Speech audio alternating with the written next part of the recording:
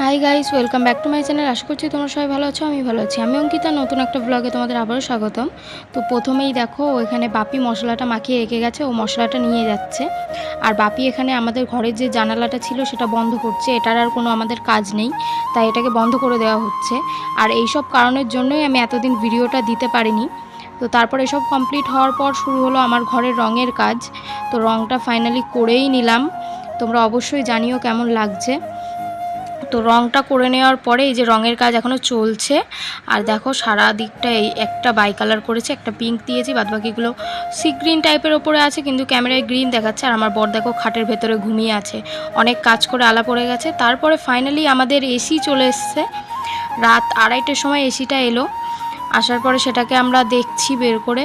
তো আমি ভাবলাম যে হয়তো দেয়ালে সেট হবে না, তাই ওটাকে তুলে তুলে দেয়ালে নিয়ে যাওয়ার চিন্তা ভাবনা করলাম। তো ও তো খুব হ্যাপি এটাকে নিয়ে।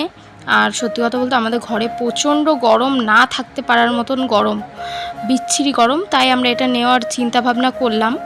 আর এটা নেওয়ার আরেকটাও কারণ আছে, যেটা এখন তোমাদের সাথে শেয়ার করব না, পরে শেয়ার করব।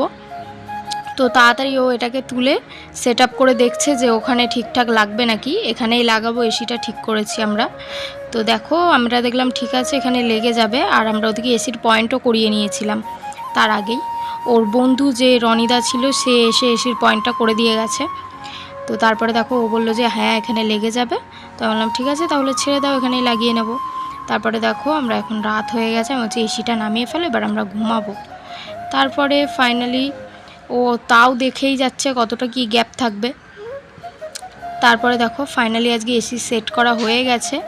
তো আমি খুব হ্যাপি, কিন্তু আমার ঘরে এখনও মালপত্র ঢোকাতে পারিনি, সেইগুলো আস্তে আস্তে ঢোকাবো। তো সব কিছু একবার সেট আপ করেও তোমাদের লাস্টে একবার দেখিয়ে দেবো। তো গাইজ আজকের ভিডিওটা এই পর্যন্তই, দেখা হবে নেক্সট কোনো একটা ব্লগে। ততক্ষণ সবাই সুস্থ থেকো, ভালো থেকো, টাটা বাই বাই সবাইকে।